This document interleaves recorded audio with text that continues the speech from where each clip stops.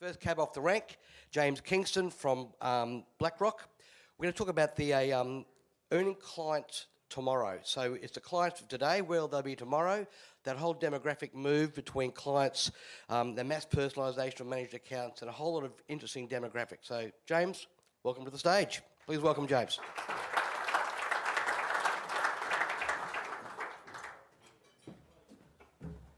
Good morning. It's a great pleasure to be here, and thank you, IMAP, for your continued partnership.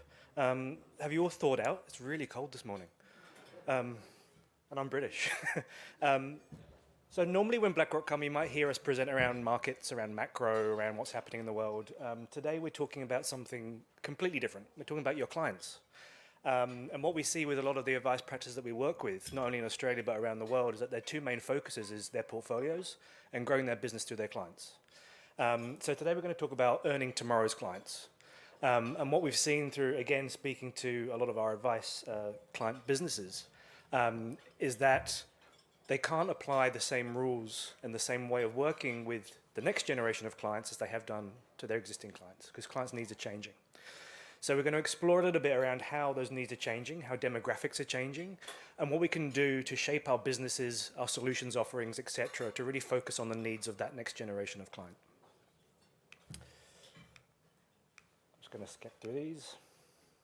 So when we talk about business growth, and this is something that we very much focus on at BlackRock with our clients, one of my main roles is to work with advice practices across Australia, and I work very closely with our colleagues in the US, in the UK, in Italy, etc., to really distill down what we see as being best practice across advice firms globally. So a lot of what I'm talking about today is not what we necessarily think, but it's what we observe from our clients globally as to be best practice. And we've distilled the growth formula down into three key aspects. Firstly is scaling your investment approach, so having a systemized approach to investments. Increasingly, we're seeing that as an insourcing of some sort of asset management capability through SMAs here in Australia. Secondly is how do we systematize our business processes? How do we scale our time so that we've got more time to spend with our clients?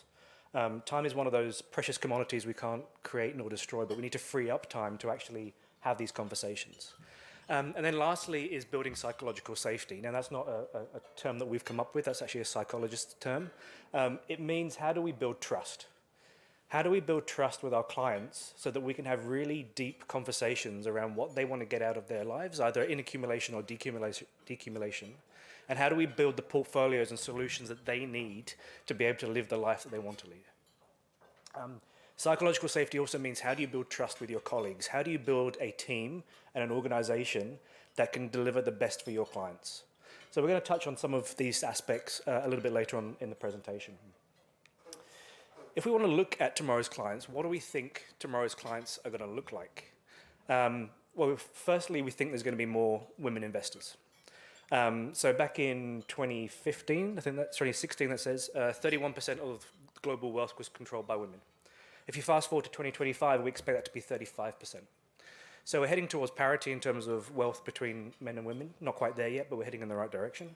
But we do expect more wealth clients to be more women in the future. If we look at the LGBTQ plus community, only 7% of baby boomers identified as part of this community recently in a recent survey. But if you look at Gen Z, 18% of that cohort did. So again, if you look at the changing generations, we're seeing more people identify as part of that community. And then lastly, if you look at how racially diverse Australia is, 24% speak a language other than English. 48% were born overseas, or have a parent born overseas. A large chunk was born overseas. I was born overseas, as you can probably tell from my accent. Although that being said, I became Australian about a month ago. So now I feel like I'm part of the club. Thank you. Well, hang on, hold the applause. I don't support the Wallabies just yet. Probably won't actually for a while, judging by the form. Apologies. And then lastly is there's over 350 languages spoken across Australia, a large chunk of those being Indigenous First Nation languages. So if you look across society, demographics are changing.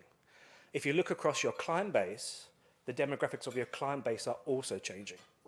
Has anybody noticed over the last 5 or 10 years their client base these changes in their client base? Have you noticed it becoming more diverse? Anybody? Nope. Okay, well, I've been to a few events when people have expressed that they've seen more diversification in their client base. And as we see wealth growing, we expect that to continue in the future. So part of what we want to talk about today is how do we address the individual needs of different client cohorts if we want to attract those clients into the future. Now, tomorrow's clients, what are they looking for? Who read the news like 10 years ago thinking millennials were going to take over and just do everything on their phones? Who's actually a millennial? Okay, there's a few of us. I'm a millennial, so I'll admit to that. I think there was a misconception that most people thought that the next generation wanted everything on their phones. They don't. They actually want to have face-to-face relationships with people, but they want digital integration. The same way that you use your online banking or your mobile phone banking, you can see your balance, you can see everything on your phone. We want to be able to see the same for your super balance, for your wealth balance with your advisor. They're looking for a trusted relationship, somebody who understands them as an individual, but somebody who also understands them as a cohort. So what are their needs and how do they differ from previous investors? We're seeing a move to outcome-based planning away from risk profiling. And we've seen a move here in Australia to kind of this risk bucketing or outcome bucketing type approach. And that seems to be quite proliferant across the industry. We're looking at a new retirement approach. If you look at the younger generation, there's more people working in the gig economy. There's more people working on their side hustles to bring their businesses to life. A lot of those options don't have money being paid into a super by a employer. So how do we think about super contributions and saving for the future? And then lastly, tomorrow's clients are also looking for more education. Gen Z and millennial investors are actually far more conservative than baby boomers. They've been through 2 once-in-a-lifetime market events through the GFC and COVID. They're looking for help to understand how to invest and why they should be taking risk. So these are the key things that our clients are looking for, at least tomorrow clients. Now, if you look at tomorrow's clients' makeup, they exist of today's clients. So the average client, average advice client today is mid to early 60s. They are the majority of your asset base. They're the majority of your fee base in your businesses. So absolutely, you need to pay a lot of attention to these clients because they're paying your bills. But in addition, you've got a cohort of clients who are now retiring. So we're seeing a huge amount of people move into retirement in Australia now. Their needs change as they become retired. Their needs from you change as they become retired. So it becomes more about how can you help them plan around medical issues? How do you plan around family issues? How do you plan around drawdown and looking after their income in retirement rather than accumulating? We've also got this cohort of emerging investors. So these are the Gen Zs and the millennials who are going to be hitting their stride in terms of earnings in the next 5 to 10 years. But they're also the cohort of clients who are going to be inheriting a huge amount of money from baby boomers in the next 10 to 20 years. So the tune of 3.5 trillion Aussie dollars is moving from baby boomers to the younger generation over the next 10 to 20 years. Globally, that number is 72 trillion US dollars. It's a huge amount of money. And the stats tell us that when advice practices have a client that passes away and the money transitions to the next generation, up to 80% of those assets can be lost. So if you're wondering why I'm up here talking to you about this, if we want to continue our business to keep on growing, if we want to ensure that we've got a pipeline of new clients and we're not losing assets when clients pass away, this is why we're doing it.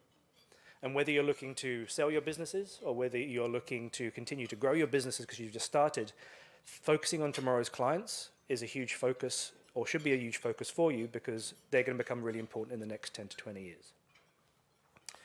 And then lastly is diverse communities. So this is in quotation marks, because these are the communities that are traditionally not served or haven't been served by wealth very well in the recent past. And those are some of the diverse numbers I mentioned earlier. So female investors, LGBTQ plus being 2, but a lot of other diverse minority groups here in Australia who have not been served by wealth. So how do we address for their needs and how do we listen to what they actually need from us to build the solutions for them? So let's think about the wealth life cycle. So just by show of hands, whose average client is above the age of 60? Above the age of 50? And who actually advises anybody under the age of 30? Under the age of 40? Okay, so a few. So we're kind of sandwiched there in the middle between like a huge chunk of our assets and our clients are of a certain age group. Now, if we look generationally, where the money's sitting. And bear in mind, this is from 2020 numbers, so markets have moved just a little bit since 2020. Vast majority of wealth sits in that baby boomer generation. There's actually a great article in the SMH a few days ago around baby boomer wealth and how it's being transitioned to younger generations. Now, the growth we've seen of that 59% growth in 10 years is driven predominantly by super and by property. If you look at the younger generations, Gen X, millennials, and what you don't see is Gen Z, they're off the chart because they don't actually have many assets at the moment. The percentage increases for those generations are far higher because they're coming off a lower base. But the important part is that $3.5 trillion that's moving. So that $3.5 trillion from baby boomers is going to move to the left of the chart to millennials and Gen Z. And the question is, how do we capture that in our firms? How do we make sure that when that transition happens, it does not go to another advice firm? And the feedback I hear from a lot of our clients is that when intergenerational wealth transfer happens, the kids normally pay off their mortgage debt, they don't invest it. That's why you have to be there to kind of help advise them as to whether that should be the best thing for them to do. But secondly, how do you advise people with no money or nothing to invest? And that's something we'll cover off a little bit later. How do you actually engage with these generations? Now, retiring clients. I mentioned earlier that the average advice client is early to mid-60s. When your clients are accumulating and they're saving for retirement, so today's clients, they're thinking about, how do I save? How much do I put away in my super? How do I pay off my debts, my mortgage and my credit cards, and my good and my bad debt? Funding school, university, houses, holidays, whatever else for their kids, just helping their kids an awful lot. And then personal investing. And maybe a lot of your clients probably have their own businesses as well. As your clients then transition to retirement, their needs from you fundamentally and quite obviously change. They're no longer working, so it's more about how do you draw down, how do you actually build a retirement plan, how do you actually build income into life. And you start thinking about things like healthcare. You start thinking about bringing the family in because you need to start having discussions around estate planning or medical decisions or power of attorneys. So the discussion that you obviously have with your clients changes quite fundamentally. Now, the differences between today's clients and emerging clients is also just quite as stark. So the youngest emerging clients are probably just out of university, so 21, 22, all the way through to 42, 43 for the eldest millennials. So the needs from them, depending on where they are on their life journey, is quite different. If they're younger, it's all about budgeting and paying off student debt and just kind of getting that basic investment knowledge. What is investing? Why is it investing? The banks don't come into schools anymore.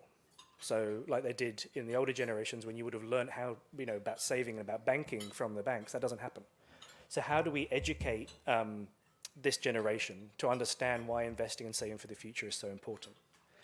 But interestingly, this is the generation also who is asking for sustainable investing and ESG investing. This is the generation who's actually asking to make a difference in the way that they invest. So the fact that we don't have any regulatory changes in Australia kind of providing a tailwind into ESG, the needs of the emerging investors are still providing that market. They still need to invest in that way because that is the way they want to invest. So just to re-emphasize that number, $3.5 trillion is not a small amount of money. What's also important is the fact that these particular generations are going to be hitting their stride in terms of earnings in the next 5 to 10 years. And this generation is not particularly well versed in investing or in saving for the future. So Gen Z is going to be about 27% of the workforce by 2025. They'll be about 30% of the workforce by 2030. By 2030, they'll also be around 27% of global income. But what's interesting is by 2031, Gen Z are going to be earning more money than millennials. So whilst the conversation may have been all around millennials in the recent past, if we're not considering Gen Z, then we're not truly thinking about what tomorrow's clients really are really kind of evolving into. I think I've asked this question. Does anybody actually advise anybody who's in this cohort of millennial and Gen Z? And does anybody want to kind of give me an indication of how their needs are different to older clients? Okay, you don't need to. I'll tell you the answer. If you look at emerging investors, how are you going to earn them? What do they need from you? I think they're looking for you to understand the audience. This is the cohort who are 200% more likely to have a side hustle than their contemporaries in the baby boomer generation. When we say side hustle, it means like a side project, a passion that they may want to turn into a business. So how can you support that? If they're your clients, or if they're the kids of your clients, then maybe if you've got relationships with business managers, with consultants who can help them start their business, that's how you can help them. It's also the generation who works more in the gig economy, so more informal working. So how can you educate to actually invest? Again, this is the generation who wants to look for sustainable investing. So do you have sustainable solutions on your investment menu? The surveys tell us that actually 50% of investors of this generation want to invest into sustainability. The surveys that we've done tell us that 70% of clients of this generation want to invest into sustainability. So we're seeing a lot of our clients here in Australia and obviously overseas building sustainable or ESG-focused portfolios to sit alongside their other portfolios for other generations who are not asking for that. Now, coupling digital solutions with advice. I started in ETFs. I'm going to show my age now, probably about 15 years ago in the UK. At that time, there was a huge conversation around robo.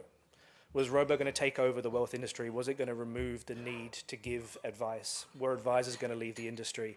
Advisors left the industry in the UK for a different reason, for IDR, but robo didn't take over. Robo actually enabled advisors to have better conversations, more scalable conversations with their clients, and enabled the investors to actually have the information more digitally and readily available. So we expect the same trend to be happening here in Australia, that robo and technology is going to scale your jobs and give you more time to spend with your clients, and also give your clients and your investors the information they need at their fingertips. And lastly is start now. If you wait for your clients to transition their wealth to their kids, then it's probably going to be too late. They've either got their own advisors already, so they're going to take that money and go to them, or they're going to take that money and they're going to pay off their debts or do something else. If you want to start building a relationship with the next generation, do it as soon as possible. Who's currently speaking to their kids or their existing clients? Oh, come on, somebody must. A few? Anybody speaking to the grandkids? A couple, okay. I was actually in Canberra today yesterday for a BlackRock event, and half the room said they were speaking to the kids already, and a quarter of them were speaking to the grandkids. There was one practice, their exclusive way of working was to service families in every single generation. So one family, they were currently servicing 4 generations of the same family. Now, some of those families will have money, and the grandkids will have money. Some of those families won't. And the way that they engage is through education. So they speak to the kids and the grandkids of their existing clients, and they just educate. They talk about how it's important to start investing at an early stage, the sorts of products they might want to look at without providing advice.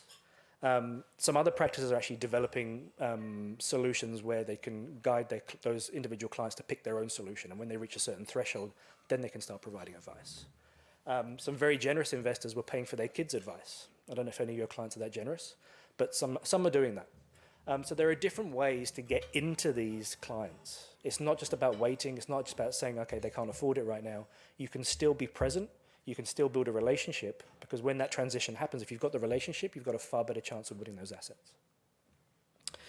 Now, I'm going to talk a little bit about diversity. I appreciate this can be sometimes a little bit of a difficult subject to talk about, me being pale and male, but I'm not quite stale. So I'm going to try and talk about this the best I can.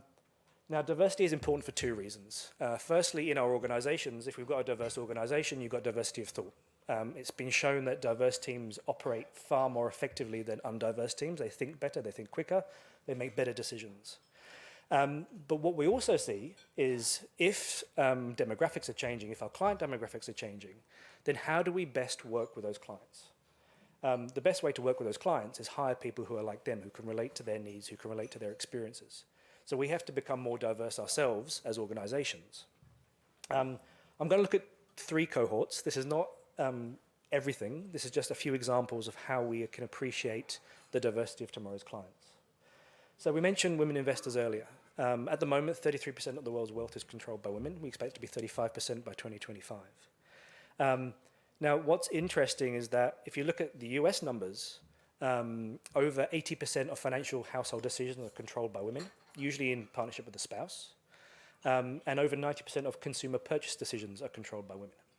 And what I've also found fascinating is that in the US, over 40% of businesses are owned by women. So we're seeing this huge transition to more parity between the sexes, which is absolutely fantastic.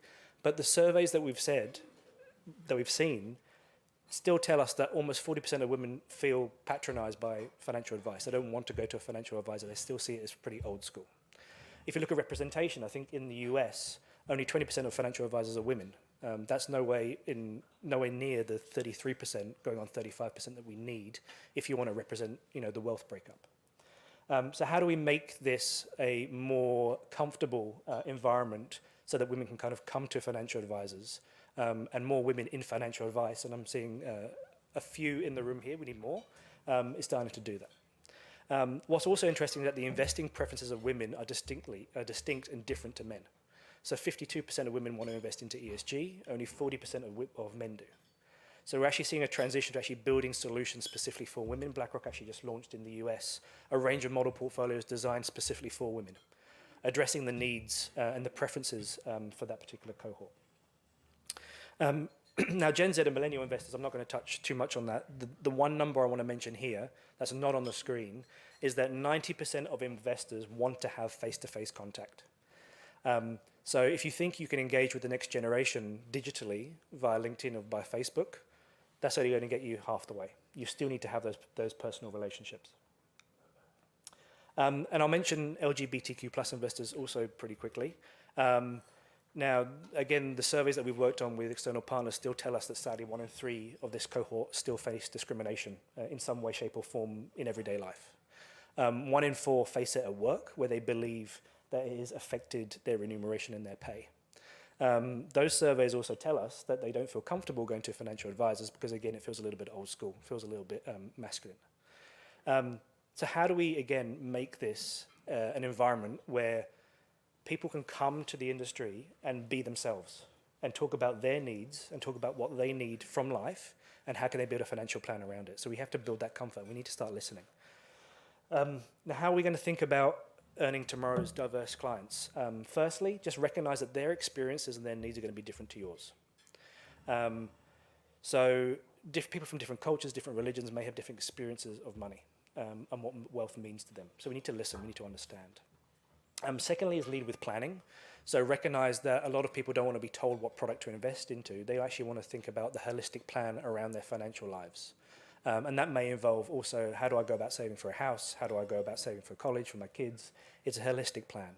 And this goes to the point that a big trend of what we've seen is that a lot of our clients are transitioning from being financial planners and financial advisors to being wealth coaches.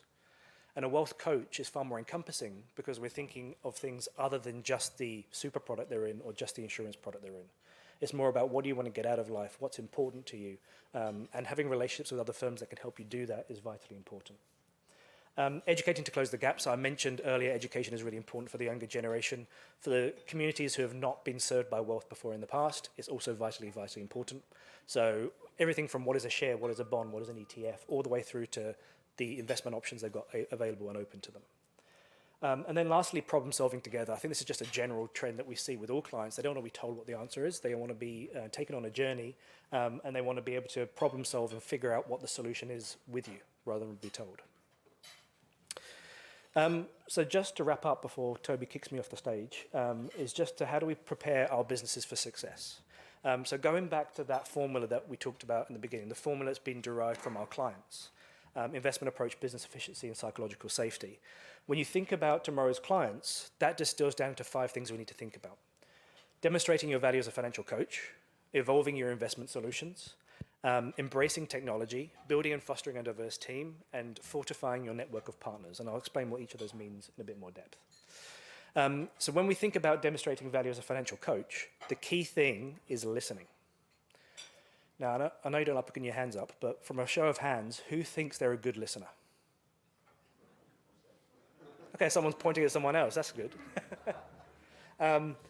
I think listening is one of those things that we can all do a bit better, myself included. So I'm sure we've all been in meeting rooms or talking to colleagues or at presentations when you're looking out the window, you're admiring the view, you're looking at the phone because there's a score on the game you want to check. You get an email in, it's really important, you need to deal with it.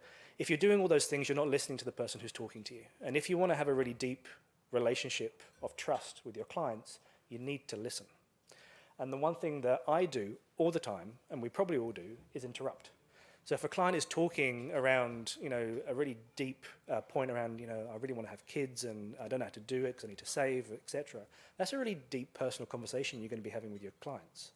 If you interrupt them halfway through and say, yeah, this is my experience, I know what you're saying because this happened to me, they're going to lose their train of thought. And if they lose their train of thought, you're not going to build the trust that you need to have with them to be able to actually make a robust financial plan off the back of what they're telling you. So don't interrupt. Just be mindful, wait until they finish talking, digest what they're saying, and then repeat. And that's how you can kind of start building that trust as being a wealth coach and transitioning from being a wealth advisor. Now, I've talked about diversity already, so I won't dwell too long on this. Why is diversity important? Tomorrow's clients are expecting you to be focused on DEI and diversity. Tomorrow's clients are expecting you to have a social license to operate. So work with your community, be the firm that works with the community, be the firm that thinks about how diverse they are and who they're employing. But secondly, if you want to attract a cohort of clients who are more diverse than you currently are, then you need to think about how you evolve your business to reflect the cohort of clients that you want to attract. Embrace tech. One of the feedback I got yesterday in the presentation I was giving is that there's so much technology in the financial world and none of it speaks to each other. I know it's a bugbear for all of us. There's a lot of development happening in this space, but technology is vitally important because to have all these conversations, you need to have time. If you don't have time, then you can't have the conversations because there's only 24 hours in a day and you need to sleep at some point. With tech, when you're considering tech, the two things that need to be important is that they're consistent and personalized. Now, I don't know if you've ever gone to a website before and you've signed up to a newsletter and you said, send me a monthly newsletter on your news. And then they start sending you a weekly newsletter. They haven't listened to you, they haven't personalized it, they've just sent you a stock standard report. So when you think about tech, how do you create an experience for your clients that's consistent and personalized, and how do you scale your time? Now, a big way you can scale your time on the investment side is, who's heard of managed accounts? Anybody?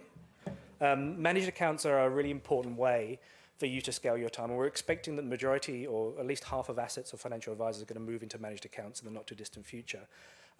Because you're insourcing the capabilities of a firm like BlackRock to run your managed account portfolios. That are professionally managed, saves you a lot of time, you don't have to build the portfolios yourself. Now, if you like building portfolios and that is your thing, absolutely fantastic, that's great. If you're not and you need to spend more time attracting new clients, servicing your clients, then actually using managed accounts to free up that time, knowing that your money is being professionally managed, and you're going to get all the reporting that you need and the surround sound, etc., then that is a way that you can actually free up some of your time to have these really important conversations. Now, I mentioned network of partners. So how do we start delivering services to clients that are a little bit outside our realm? So no doubt all of you work with accountants, lawyers, tax advisors, etc. Does anybody work with physiotherapists? Well-being consultants? Business consultants? All these things and all these professions are professions that we see advisors in the US starting to work with. So they can start bringing these people into the conversations with their clients and helping expand the range of the conversation you're having to being more focused on financial wellness and personal wellness. Now, we're not asking you to do these things yourselves, but what we see advisors doing is just building their network of partners up so that they can introduce these people into the relationship at the right time. Now, I'll mention very quickly, again, just to re-emphasize the trend that we're seeing with the younger generation, the need for ESG, the need for sustainable solutions, the need for sustainable managed accounts and portfolios. The other thing that we're seeing is mass personalization. So when we've surveyed clients, majority of advisors tell us that millennials are the key cohort they think are going to need personalization in the future. So this is, how do we use managed accounts and model portfolios to deliver scalable managed solutions, but personalized for individual needs? And this is a huge trend that we've seen in the US, in Europe. This trend is coming to Australia. This is going to happen in this market, and we're working very hard to make sure that we're at the forefront of it. But we think this is going to be a way that scales your time to deliver personal portfolios, but professionally managed, that enables you to kind of free up the time that you need to have the right conversations. So the screen is now flashing at me, so I'm just going to wrap up very, very quickly. What's the action plan? So firstly, embrace the needs of retirement needs of clients. They're going to be different to the needs of your clients today who are still accumulating. Recognizing emerging wealth. Do it now, otherwise it's going to be too late by the time that money transitions to that generation. Focus on doing well by doing good. There's an expectation from tomorrow's clients that you do that, but also you need diversity in your firm to function and be a better firm. And then lastly, prepare for success. So adopt technology, adopt managed accounts, free up your time so you can have these conversations. And with that, I think we've got time for a few questions, Toby.